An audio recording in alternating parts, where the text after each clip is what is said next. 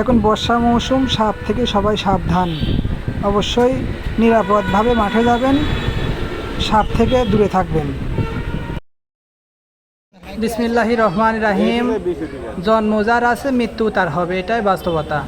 আমাদের ধলা দায়েরপাড়া লালপুর নাটোর, আমাদের এখানে জলিল মোল্লার বড় ছেলে মোহাম্মদ ভুট্টু ভাই, উনি আজকে দুপুরে সাপে কেটে মারা গেছেন। উনি খুব ভালো মানুষ ছিলেন। উনি আমাদের এলাকায় সার কীটনাশকের ব্যবসা করত, পাশেই ভুসিমালের ব্যবসা ছিল। উনি খুব ভালো মানুষ ছিলেন, সেই জন্য ওনার বাড়িতে লোকের জায়গা দেওয়ার মতন ব্যবস্থা নাই।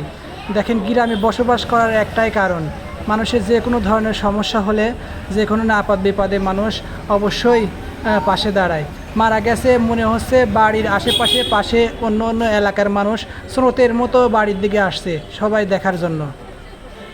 উনি একটু ভালো এবং স্বাস্থ্যবান মানুষ ছিলেন। তো মাঠে যাওয়ার পরে ঘাস কাটতে গিয়েছিল, যাওয়ার পরে সাপে কামড় দিচ্ছে, তেমন তো উনি গুরুত্ব দেননি। ওই রকমভাবে উনি ঘাস কাটার পরে, ওই ঘাস নিয়ে বাড়িতে আসার পরে যখন যন্ত্রণা বাড়ছে, কষ্টদায়ক হয়ে গেছে, তখন উনি বাড়ির লোকজনকে বলছে আমার এই সমস্যা, আমাকে সাপে কামড় দিছে।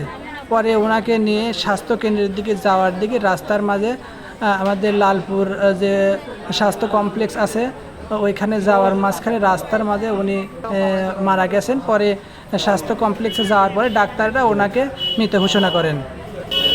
এখন এই এলাকায় শোকের ছোঁয়া, সবাই আহাজারিতে চলছে। বর্ষা মৌসুম, আপনারা মাঠে যাওয়ার সময় অবশ্যই স্মরণ করবেন, সাপের দিকে খেয়াল রাখবেন।